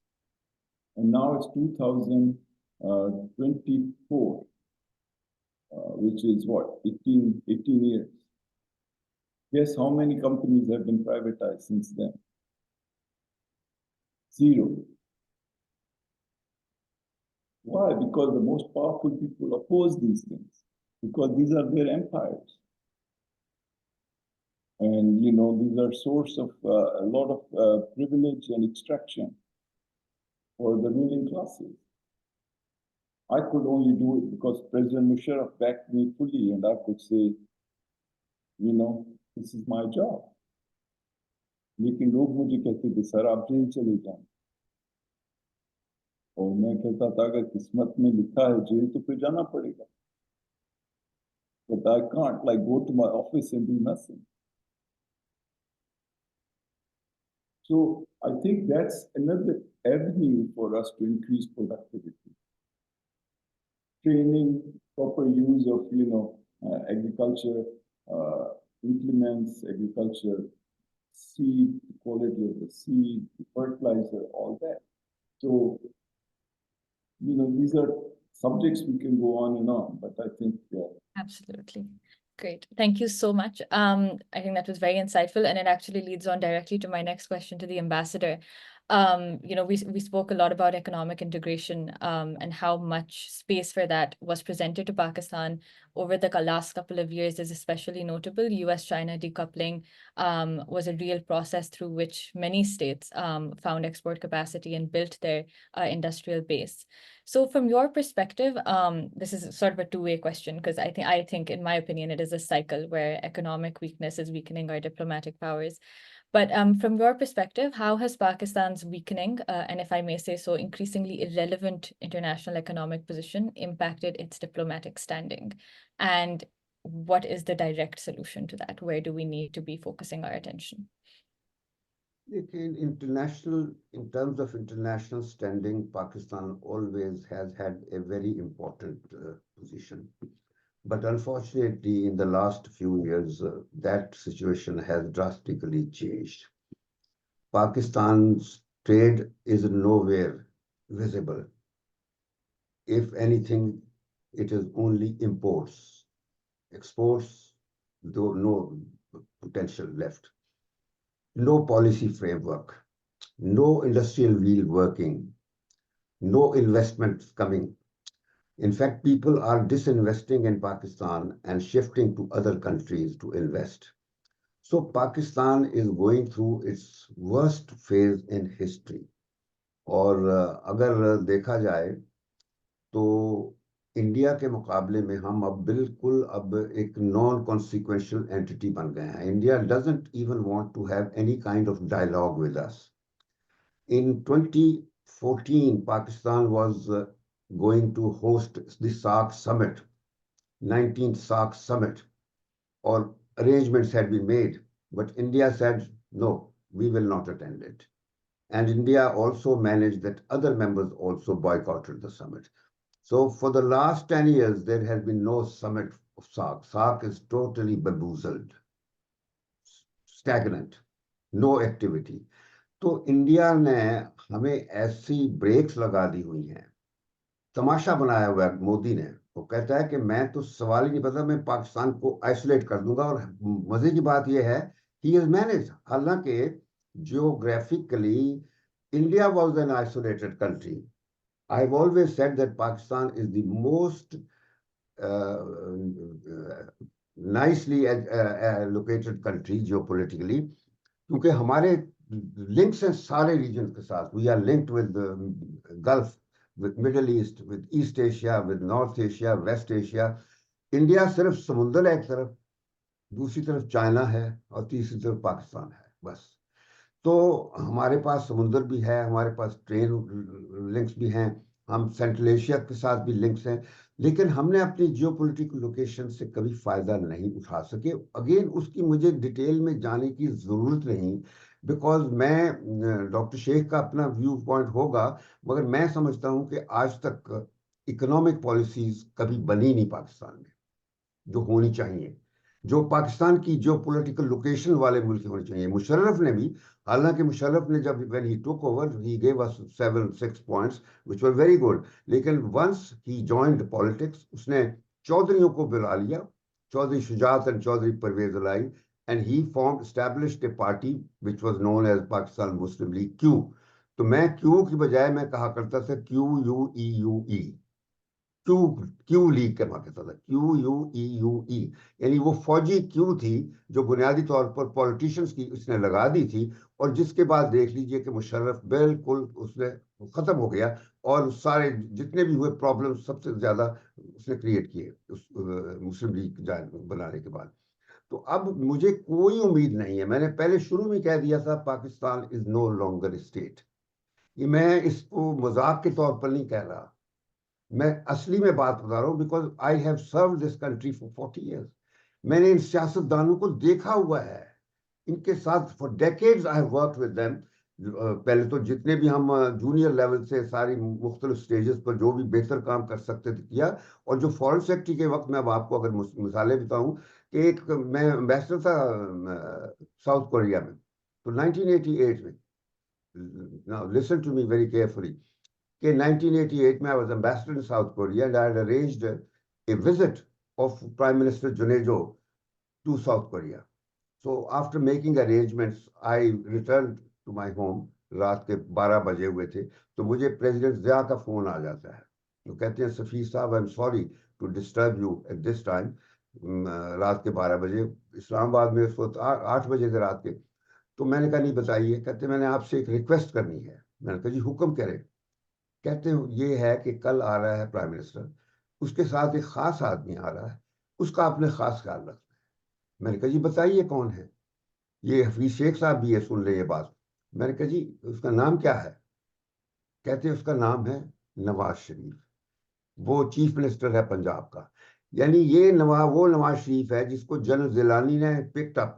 پہلے اس کے چھوٹے بھائی کو لیا, پھر وہ باپ نے کہا کہ یہ چھوٹا بھائی میرے بزنس چلاتا ہے, تو اس کو یہ ادھر ادھر پھرا کرتا تھا, تو اس کو لے لیا. تو مجھے اس نے یہ سفارش کی کہ اس کا میں نے خاص خیال رکھنا ہے. کوریا میں ہاسپٹیلٹی جو ہوتی ہے اتنی زبردست ہوتی ہے کہ کوئی اور خاص خیال رکھنے کی ضرورت ہی نہیں ہوتی. تو میں نے صرف the only thing I could do was to have him seated on my main banquet table جو تھی پرائم منسٹر کے ڈنر پر, بس وہ خاص خیال رکھ لیا, اس کو ساتھ بٹھا لیا. Otherwise, he would have been sitting on one of the side tables like any other minister. تو جب وہ میرے ساتھ بیٹھ گئے تو انہوں نے obviously مجھ سے سوال پوچھا کہ سفیر صاحب یہ بتائیں کہ کوریا نے اتنی ترقی کیوں کر لی ہے. میں نے اس کو کہا کہ آپ کو یہ پتا ہے کہ کوریا کی جنگ ہوئی تھی, अच्छा, उसको ये भी नहीं पता था कोरिया की जंग हुई है। कहता अच्छा जंग हुई थी। मैंने कहा 50s में हुई थी और कोरिया तबाह हो गया था और दरख्तों के पत्ते उबाल के ये खाया करते थे। Korea was totally destroyed, north Korea बन गया साउथ कोरिया। कहता फिर किस तरह तरक्की की। मैंने कहा इन्होंने 3 बातें की। अब ये आप सुन लीजिए मैंने जो बातें की है। पहली बात मैंने कही, सिंपल बातें हैं, मैंने पहली बात कही कि रूल ऑफ लॉ है यहाँ पे और कोई बंदा कानून के ऊपर नहीं है। Anybody who commits a crime he is punished. मैंने कहा जिस प्रेसिडेंट को मैंने अपने डिप्लोमेटिक क्रेडेंशियल्स पेश किए थे, प्रेसिडेंट चंदुवान, मैंने कहा कि उसने करप्शन की और he is in jail now, there is a different president now. दूसरी पॉइंट मैंने कहा कि मेरिटोक्रेसी है इस मुल्क में। उसकी आंखों से ऐसे लगा जैसे वो मेरिटोक्रेसी का लफ्ज नहीं जानता था नवाज शरीफ। तो मैंने उसको समझा दिया कि sir meritocracy means right man for the right job, which he never knew. वो हमेशा ये होता था जिसको पसंद अपना मर्जी का रिश्तेदार, अपना रिश्तेदार, उन लोगों को लगाते थे, ग्वाल बल्ली के लोग हों तो जो सरकारी अफसर भी लगाते थे वो लगाते थे जो उनके मुलाजम बन सकते थे। बाद में मैं बताऊंगा, मुझे भी जब चूज किया मैंने इनकार कर दिया था उनके साथ काम करने से। तो खैर, तीसरी बात मैंने उसको कही कि ये पेनिनसुलर कंट्री है, surrounded by water on 3 sides, and north में इनका नॉर्थ कोरिया है और साउथ में एक पोर्ट है 300 मील इन द साउथ, पुसान इनकी दी ओनली पोर्ट। इन्होंने एक मोटरवे बनाया है सोल से पुसान तक, और वो प्रेसिडेंट पाक चोंग ही था, डिक्टेटर जनरल था वो, जिसने ये इकोनॉमिक ट्रांसफॉर्मेशन कोरिया की। तो वो मैंने कहा कि इन्होंने वो मोटरवे बना के मुल्क में एक खून की नई आर्टरी डाल दी है और ये इन 10-15 सालों में इकोनॉमिक जॉइंट बन गया है। इन्होंने वहाँ economic enterprises, business centres, electronic plants, steel mill, पता नहीं क्या क्या चीज़ इंडस्ट्रियाँ कायम कर दी। और वो सारी जो पाकिस्तान अक्सर क्लेम करते हैं पाकिस्तानी की कोरिया ने हमसे लिया, उन्होंने अपनी ट्रांसफॉर्मेशन की। तो इसने, उसके बाद मैं ट्रांसफर होकर चला गया ईरान। तो मैंने 93-4 में अखबारों में पढ़ा कि मोटरवे बन गया। मैं बड़ा खुश हुआ। तो उसके बाद मैं 96 में वापस आया तो मैंने देखा कि सिवाय वो मोटरवे तेज गाड़ियां चलाने के और किसी काम नहीं है। दोनों साइड कोई बिजनेस सेंटर नहीं है, कोई इरिगेशन चक्कर नहीं है, कहीं एग्रीकल्चरल प्रोजेक्ट्स नहीं है, किसी किस्म की ट्रांसफॉर्मेशन प्लानिंग ही कोई नहीं हुई थी सिवाय गाड़ियां तेज चलाने के। बस टोल लग गया तो ये। तो उसके बाद मुझे फॉरेन सेक्रेटरी इसने मुझे, मेरे ड्राइवर ने कहा यू विल बी सरप्राइज, क्योंकि जब बेनजीर भुट्टो की गवर्नमेंट टॉपल हुई, इसको किसने, कौन सा आर्मी का चीफ था, तो खैर जब उसकी जहांगीर करामत था, तो जब वो टॉपल हुई तो उसके बाद फिर साहबजादा फॉरेन मिनिस्टर बने। उन्होंने मुझे कहा कि Shamshad you are being wasted here. मैं स्पेशल सेक्रेटरी था फॉरेन ऑफिस में, तो तुम बताओ एम्बेसडर कहाँ जाओगे। तो मैंने कहा कि मुझे चाइना भिजवा दी। उन्होंने कहा जाओ। तो मैं 1 हफ्ते के बाद चाइना जा रहा था। तो मुझे मेरा ड्राइवर कहता है इस्लामाबाद में, I was going to the office, और वो मुझे कहता है कि सर मैंने सुना है आप फॉरेन सेक्रेटरी बनाया जा रहा है आपको। तो this was a shocking news to me. People use सिफारिश इतनी बनने के लिए, फॉरेन सेक्रेटरी बनने के लिए। मैं नहीं बनना चाहता था क्योंकि मुझे इन सियासतदानों की असलियत पता थी। मैं जितना भी चाहता था कि फॉरेन ऑफिस से दूर रहूंगा मैं, ताकि मुझे इस किस्म के प्राइम मिनिस्टरों के साथ काम नहीं करना पड़े। लेकिन वो जब मुझे कंफर्म कर दिया उन्होंने कि जी हाँ दुरुस्त है, तो मैंने उसको कहा जो उनकी टीम बना रहा था कि मुझे आप ना, let me go to China, मैं नहीं फॉरेन सेक्रेटरी, आपको ये बंदा। तो जिस दिन नवाज शरीफ ने चार्ज लिया उसने मुझे डायरेक्ट फोन लाइन थी उस पर किया कि शमशाद साहब मैंने सुना है आप मेरे साथ काम नहीं करना चाहते। अब वो मेरे लिए एज ए प्रोफेशनल बहुत बड़ी तोहमत थी। तो मैंने कहा ये बात नहीं है, देयर आर रीजंस, तो मैं चाहूँगा कि मैं जाऊँ क्योंकि Chinese will also misunderstand it. तो उसने ऑर्डर दे दिया कि शमशाद साहब can will you be member of my team. अब मैं how could I tell him कि नो। तो मैं बन गया। तो उन 3 सालों में मैं अब आपको ये कहना चाहता हूं कि ना मैंने रूल ऑफ लॉ देखा वहां, ना मैंने मेरिटोक्रेसी देखी। मैं खुद एक उसकी, क्योंकि मुझसे सीनियर बंदे थे जो फॉरेन सेक्रेटरी बन सकते थे, मुझे उसने बनाया सिर्फ इस वजह से because he had seen me in operation in Korea ٹھیک ہے نا. جہاں میز پہ بیٹھ کے میں نے اس سے بات کی تھی, اس کو وہ باتیں یاد تھیں. اس کے بعد ایران میں وہ امبیسڈر کے طور پہ 2-3 دفعہ آیا, تو اس نے he had seen me in action, میرے جو رپورٹیں جاتی تھی تو اس پہ, تو he was impressed some how. لیکن میں چاہتا تھا چائنا جانا, مگر اس نے نہیں جان دیا. مگر 3 سالوں میں نے اس سے پہلے 1 ہفتے کے بعد مجھے 3 بندے اس کی طرف سے آتے ہیں نواز شریف کے, جو پولیٹیشین تھے, MLA ٹائپ, کہ جی پرائم منسٹر صاحب نے ہمیں بھیجا ہے کہ وہ حیدرآباد کے پیسے ہیں لندن میں پڑے ہوئے, کوئی پتہ نہیں کتنے 100 ملین پاؤنڈ, کہ وہ ہم نے آؤٹ آف کورٹ سیٹل کر لیا ہے انڈیا میں, تو آپ اب اس آؤٹ آف کورٹ سیٹلمنٹ کو آگے لے کے چلیں. تو میں نے ان تینوں بندوں کو کہا کہ آپ جاؤ اپنے میاں صاحب کو بول دو کہ یہ کام میں نہیں کروں گا, یہ میرا کام ہے ہی نہیں ہے. ٹھیک ہے جی, آؤٹ آف کورٹ جو ہوتی ہے یہ انلیگل باتیں ہیں, ان کو جا کے آپ لوگ سیٹل کریں. تو آئی ریفیوزڈ. تو پہلے ہی 1 ہفتے میں اس کو پتہ چل گیا کہ میں غلط کام کوئی نہیں کروں گا, تو اس نے کبھی مجھ سے غلط کام کی توقع نہیں کی. ایک سٹیج پہ آ کر نجم سیٹھی, ایک جرنلسٹ ہے جو آج بھی ہے, اس وقت بھی تھا, اس کو اریسٹ کر لیا نواز شریف کے لوگوں نے. دلی میں اس نے he had made a speech against Nawaz Sharif, corruption وغیرہ کے چارجز. تو میرے پاس اس نے اپنا نیب کا چیئرمین بھیجا, سیف الرحمان کو. میرے پاس آ گیا, کہتا ہے کہ سر مجھے میاں صاحب نے بھیجا ہے, اور یہ کہ اس کے خلاف ٹریزن کا مقدمہ کریں آپ. میں نے کہا میں تو فورن سیکرٹری ہوں, I run foreign office, I don't run a police station, sorry. میں نے نہیں, میں نے انکار کر دیا. اور اس کے بعد 1 ہفتے بعد مجھے اتفاق ہوا پرائم منسٹر کے ساتھ باہر جانے کا, اور واپسی پر مجھے موقع مل گیا اس سے بات کرنے کا. میں نے کہا کہ آپ یہ جو پکڑا ہوا ہے جرنلسٹ کو, دنیا میں غلط پروپیگنڈا ہو رہا ہے. ورلڈ بینک کے پریزیڈنٹ نے لیٹر لکھا تھا کہ یہ بہت غلط ہے, چھوڑے, ایمنیسٹی انٹرنیشنل وغیرہ. میں نے کہا جی آپ چھوڑیں اس کو. تو میں جواب کچھ نہیں دیا, لیکن واپس آ کے دوسرے دن نجم سیٹھی کے خلاف مقدمہ واپس ہو گیا. میں نے کبھی نجم سیٹھی سے بات نہیں کی کہ میں نے یہ کیا ہے, کیونکہ میں تو اپنا کام کرتا ہوں. تو اس قسم کی باتیں جو بیوروکریٹس ہیں وہ نہیں کرتے. مطلب میں نے آپ کو کہا کہ میں نے گورنمنٹ سے کوئی, کیونکہ اپنے ایک پرائیویٹلی پلاٹ خرید لیا تھا, تو میں نے گورنمنٹ سے کبھی پلاٹ نہیں لیا, بالکل نہیں لیا. اور لیکن یہ ہے کہ سارے جو لوگ ہیں وہ مجھے 2014 میں, یہ آپ یو ول بی سرپرائز, 2014 میں ایک بندے نے مجھے فون کیا اور میرے گھر آ گیا کہ جی آپ نے, یعنی یہ دیکھیں کہ آپ نے اپنی انٹائٹلمنٹ کا پلاٹ نہیں دیا, میں آپ کو پلاٹ دینا چاہتا ہوں. میں نے کہا مجھے نہیں چاہیے, جاؤ. تو میں نے اس کو نکال دیا گھر سے. لیکن اس کے بعد پھر کسی کی سفارش ڈال کے پھر وہ میرے گھر آ گیا اپنے باپ کو لے کے کہ جی میں ریئل اسٹیٹ کا بندہ ہوں, دراصل ہم کام کرتے ہیں لوگوں کو ہیلپ کرنے کے لیے. میں نے کہا میں نے آپ سے ہیلپ نہیں مانگی. تو کہنے لگا دراصل یہ ہے کہ ہمیں بھی روزی کمانی ہوتی ہے. اب آپ سنیے, روزی کمانی, میں اس پہ انٹرسٹڈ ہو گیا کہ چاہتا کیا ہے. کہتا جی یہ ہاؤسنگ منسٹری اسلام آباد میں ہے, اس کا منسٹر وہ یہ فضل الرحمان کا پارٹی کا تھا اس وقت, یہ 2014 کی بات ہے. تو جی وہ minister, secretary, additional secretary, deputy secretary, joint secretary اور ہم پارٹنرز ہیں. تو ہم پلاٹ آپ کے چونکہ جن کے نہیں ہیں وہ لیں گے, آپ کو ہم 20-30 لاکھ روپیہ کیش دے دیں گے, اور باقی ہم خود کمائیں گے. یہ اس طرح کام چلتا ہے پاکستان میں. تو میں نے اس کو کہا کہ میں بالکل انکار کر دیا, بلکہ میں نے سیکرٹری کو فون کیا, میں نے کہا میں نے یہ سنا ہے. تو اس نے انکار نہیں کیا کہ ہم نے کوئی ٹیم بنائی ہوئی ہے اور شیئر لیتے ہیں. وہ مجھے کہا کہ سر آپ انٹائٹلڈ ہیں. میں نے کہا میں نے تم سے یہ کہا نہیں ہے کہ میں انٹائٹلڈ ہوں, تو انٹائٹلڈ ہوں تو مجھے دے دو plot.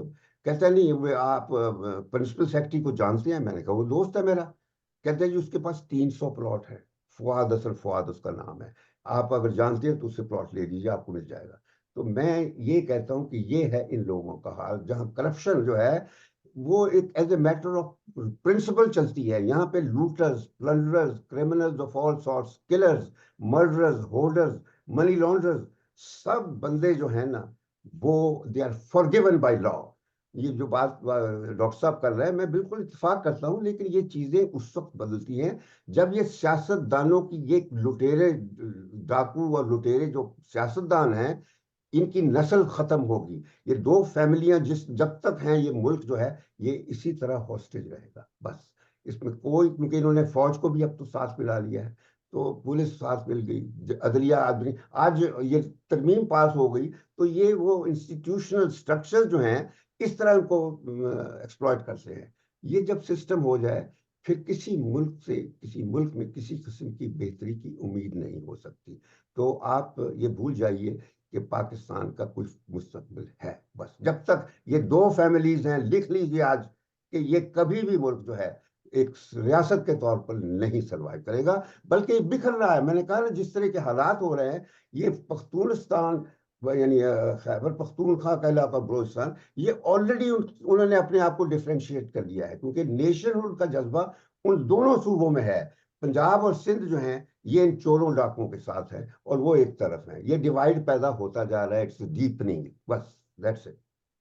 Thank you. Thank you so much. That was very insightful. We would like to be a little more hopeful कि पाकिस्तान का मुस्तकबिल है, इसीलिए हम ये काम करते हैं और करते आ I रहे wish I could be. I wish I could be. I'm sorry. हैं. But thank you for that exceptionally insightful response. On that note, we will bring today's enlightening discussion to a close. Dr. Sheikh, Ambassador Ahmad, both of your interlinked experiences and engagements facilitate a truly holistic exploration of Pakistan's development, progress, and path forward.